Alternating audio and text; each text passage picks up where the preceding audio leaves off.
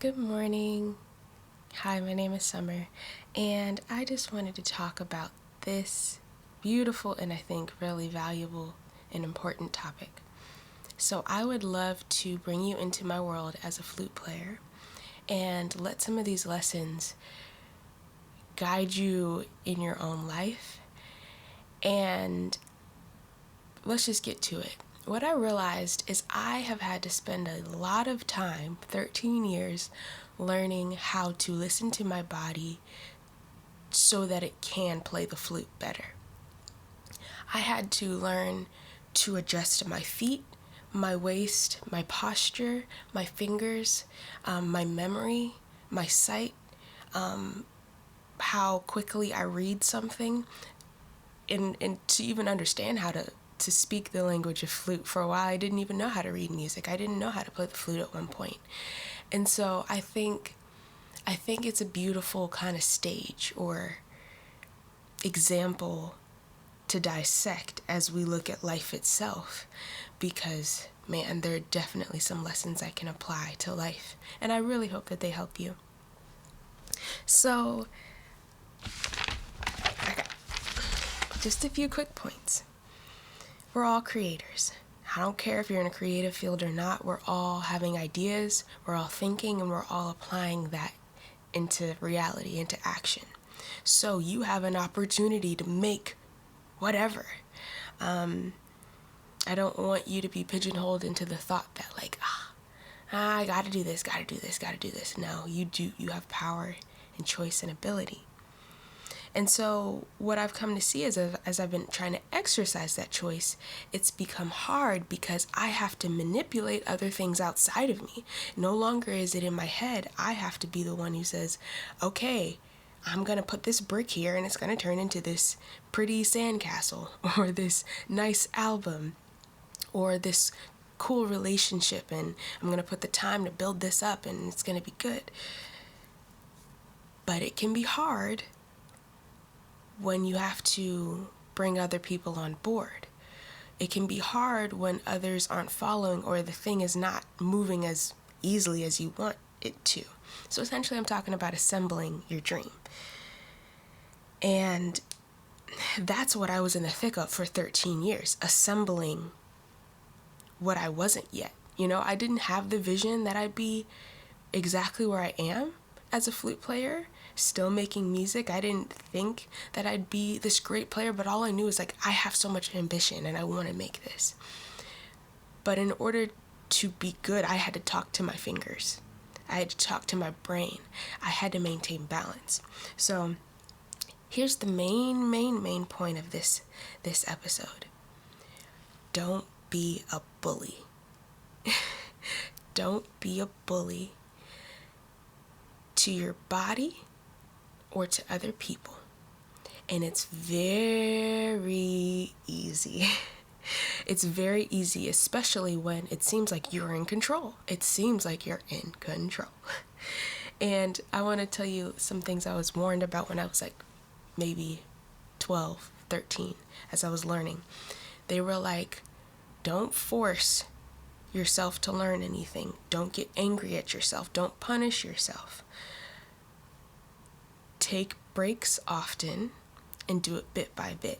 And that's what I loved about the music world. I had people around me ready to guide me and teach me. And I could pace myself. They were willing to help me where I was. And I didn't feel this urge of I have to or I can't. We put that pressure on ourselves. But for the most part, they helped instill this bit by bit. Don't overdo it, because they told me often, they said they developed carpal tunnel because they over practiced so much, because they had so much tension. One of my second or third teachers, she was very much about having balance and paying attention to your body while you play the flute, almost as equally, because both are working hand in hand. And I was such an anatomy lover. I was like, man, this is important to see. And so I'm just going to turn off my phone notifications. I want to give an example of where I had the opportunity to be a bully to my own body.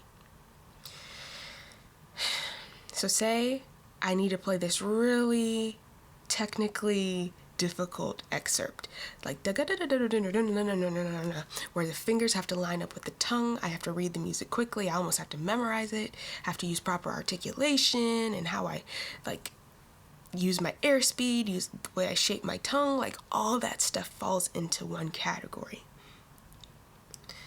But me as the brain, I could say to my fingers, so I'm trying to play this and I keep flubbing and I'm like, what's the problem? Is it my tongue? Is it my posture? And I realize, oh, nope, it's my fingers. I could get angry at them. I could force them into order. I could call myself stupid and say, Summer, why don't you do anything right? I could do that because I think that's that bully mindset. I think we learn it maybe from others, not good. Maybe we learn it from TV. We learn that in order to assemble something, you must tell them to do it. And if they don't get it, you tell them to do it even stronger. And then you yell at them and maybe they might get it. But I say no. Listen to what your fingers' problems are.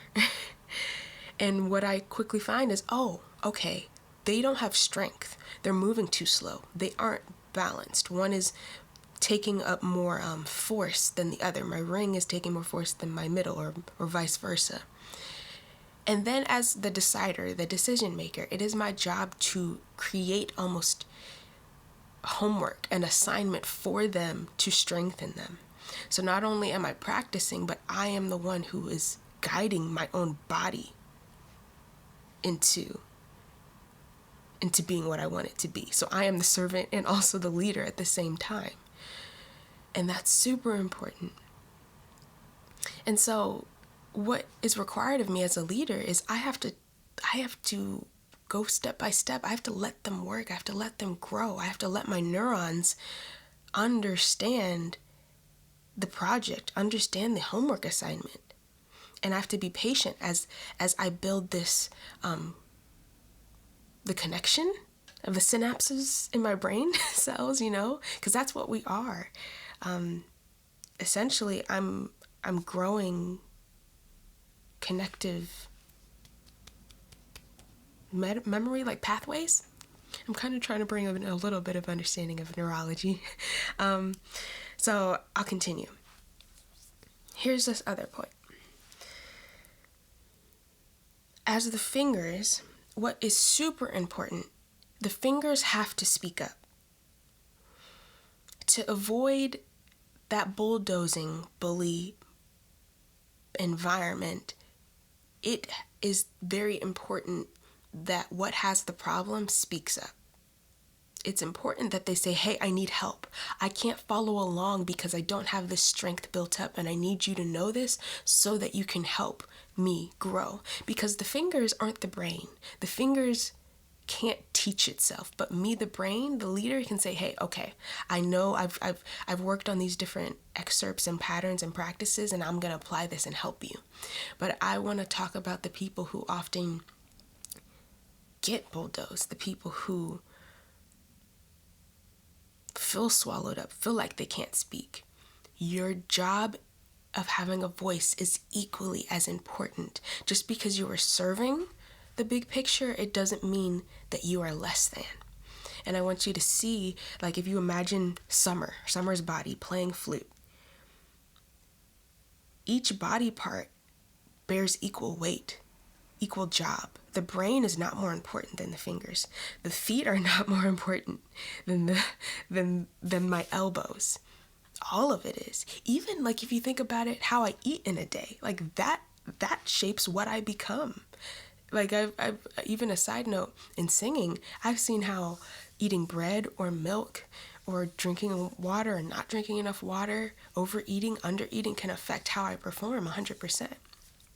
So I just really want to encourage you as I'm bringing up these examples to really realize that we are a body within ourselves, and whatever we contribute to, whether it's a family, a job, we are parts to something bigger. And here's, I think, my final major point I want to talk about. I want to talk to the leader again. So leader, you are the brain. It is your job to guide other people, whether you're the mom, the dad, whether you're a manager, whether you're an older sibling, you're training. And basically this whole episode is about you. And I think there is a strong amount in our world of people who believe that they need to, again, yell, be forceful to get something to happen. But I realize that it's just as important to order, that you should order with the same amount that you listen. You should be getting feedback and recorrecting just as much. And I say this because it's very easy for the leader to take on the jobs of everybody. It's very easy for you to say, well, if nobody else does it, then I guess I have to take on everybody. No, because that's how you kill yourself over time. That's how you hurt yourself. Hurt yourself is a better word. But I guess I just want to recorrect or change perspectives for a lot of leaders, because I think we allow other people to not take up their jobs. But I also want to say sometimes we don't let them learn. And I feel like some parents, it can be a bit easy to get into that perspective. I was a nanny for a little bit of little kids, and that was full time in a house by myself with them. So I felt a little bit of how much you can go crazy and kind of not have control. So I can only peek a little bit into what it's like to be a parent, but I do know, whether I've heard from other kids, the way their parents teach them, and just through observation, I can see it's very easy for parents to just assume that some kids won't understand. And I've seen it as a dog parent. I've had to kind of correct my dog because sometimes he gets too ornery, too beside himself, and he thinks he can control me. And I'm like, no, you can't.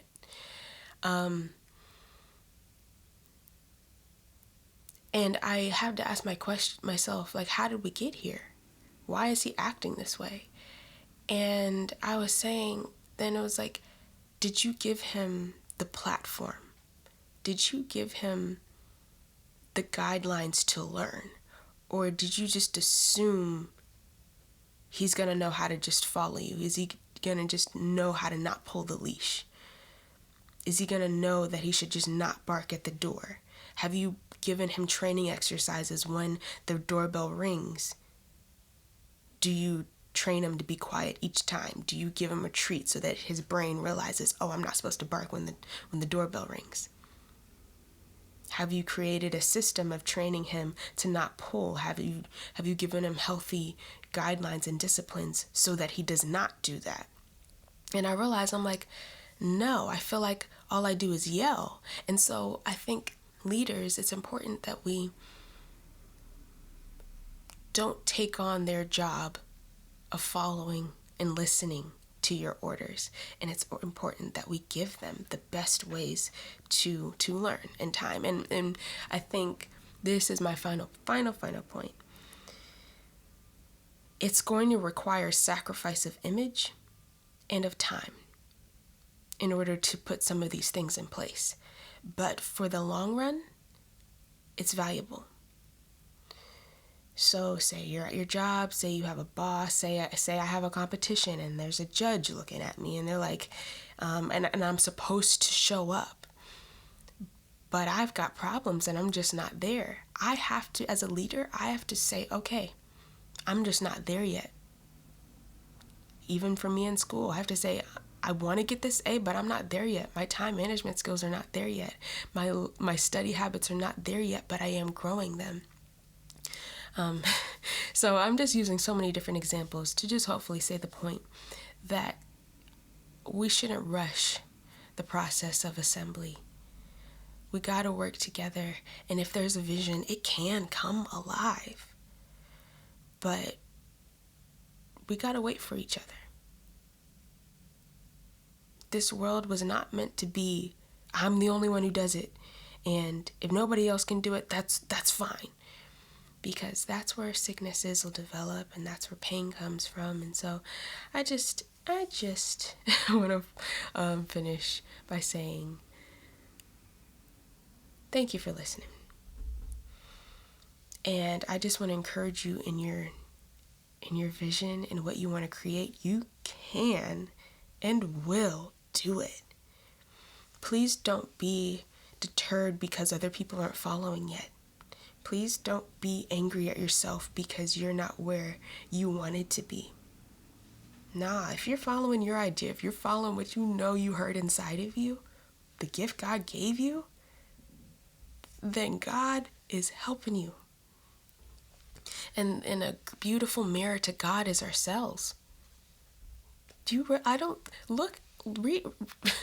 I'm sorry, I just kind of get flabbergasted when I realize how many cells are inside of us.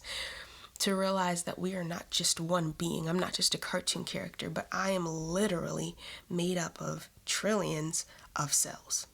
Trillions of actively living pieces and organisms make up me. Though I call myself me, I am made up of so much more. But they're all doing their job, and they're guiding me and doing things. They're helping my heart beat. They're helping me go to the bathroom. They're helping me drink water. And so I feel like that's just a beautiful way to see God, is that like working beyond your awareness, but for greater, keeping you alive while you're on this earth. And that's beautiful. It's beautiful. So I'm going to finish there. I really appreciate you listening. And I hope that this perspective helps you, because you really can do it. And I'm so hopeful for what you have to create. Have a good rest of your day. Bye-bye.